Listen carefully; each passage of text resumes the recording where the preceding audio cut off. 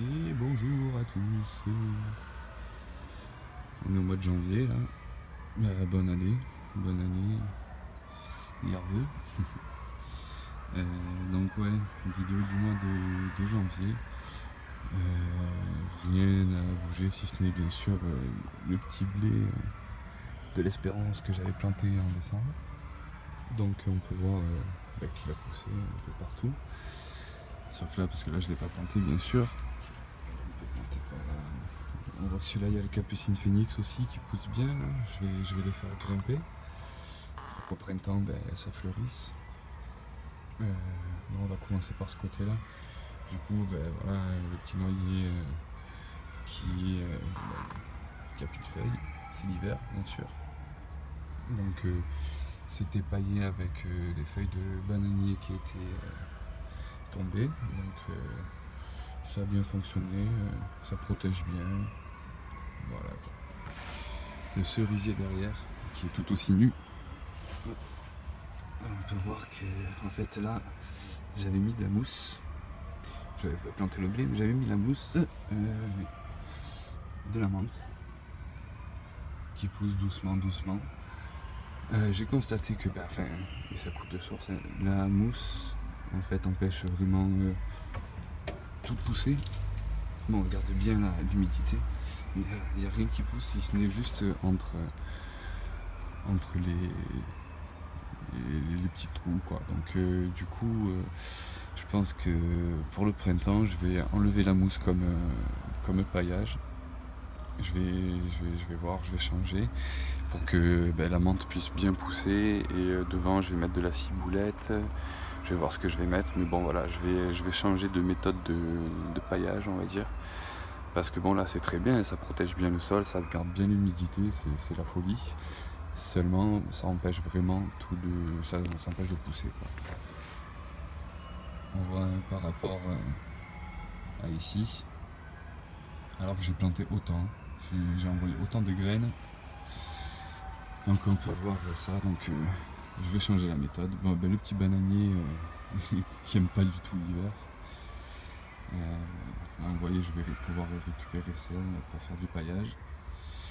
Au pied du bananier, j'avais rien planté. Je réfléchis encore.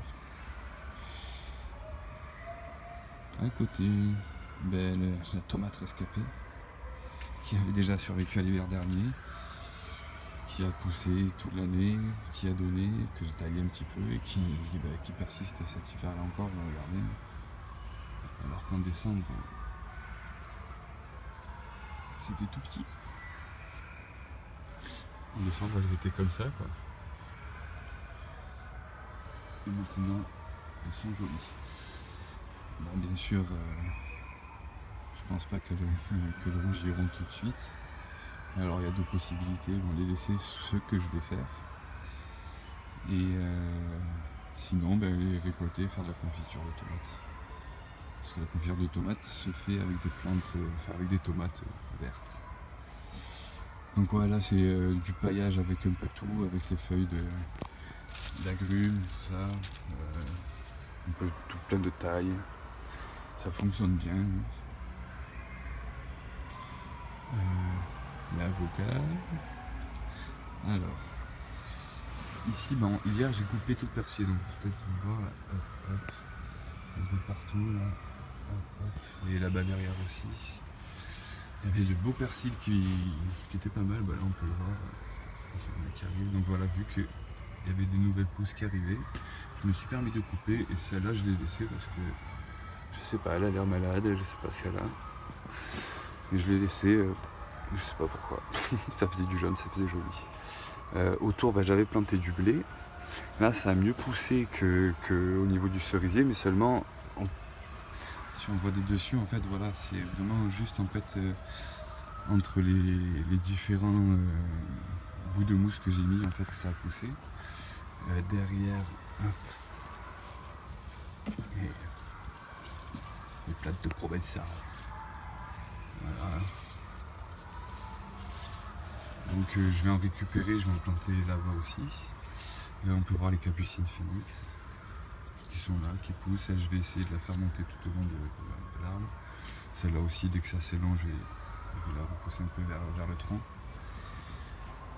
Derrière le citronnier, alors qu'il va choper une maladie parce qu'il n'a pas de belles feuilles. On voit qu'il n'y a que celles-là qui sont bien vertes. C'est tout le reste. Alors pourtant, quand j'arrose, bon là j'ai pas beaucoup arrosé, j'ai pas eu besoin vraiment. Franchement, je crois que la dernière fois que j'ai arrosé c'était il y a 3 semaines. Et voilà, ça a vraiment poussé. Bref. Mais quand j'arrose, je mets quand même l'engrais naturel que je fais avec un compost spécial. Je l'avais déjà montré. Hop, celui-ci. Il y a du jus qui sort d'en bas et je l'utilise. Alors, est-ce que j'en mets trop ou pas assez, je ne sais pas. On verra bien, bon, en sachant qu'il avait pris un coup de gel, un coup de froid en fin novembre, début décembre en fait. Il était c'est ce qui m'a, en fait, c'est ce qui m'a fait prendre la décision de rempoter. Parce qu'il était dans un petit pot et c'est vrai qu'en fait les racines avaient pris toute la, il n'y avait plus de terre, il n'y avait que ses racines. Donc le petit froid, il a neigé la veille au-dessus, vers Gap, tout ça, et donc du coup le froid qui est descendu, mais il avait mis un petit coup, donc je l'ai vite rempoté, il a survécu, mais voilà. Alors est-ce que c'est pour ça qu'il est tout jaune? Je sais pas. Bon, on peut voir cette belle capucine phénix. Derrière, du basilic. Bon, il a une sale gueule certes, mais bon, c'est l'hiver. Au printemps, il va bien repartir. Soyez sans crainte. Et derrière, le thé qui pousse bien. Et je vais encore en récupérer. Là, je vais le mettre juste à côté. Et pareil, en fait, voilà, ces deux méthodes de paillage, là où j'ai mis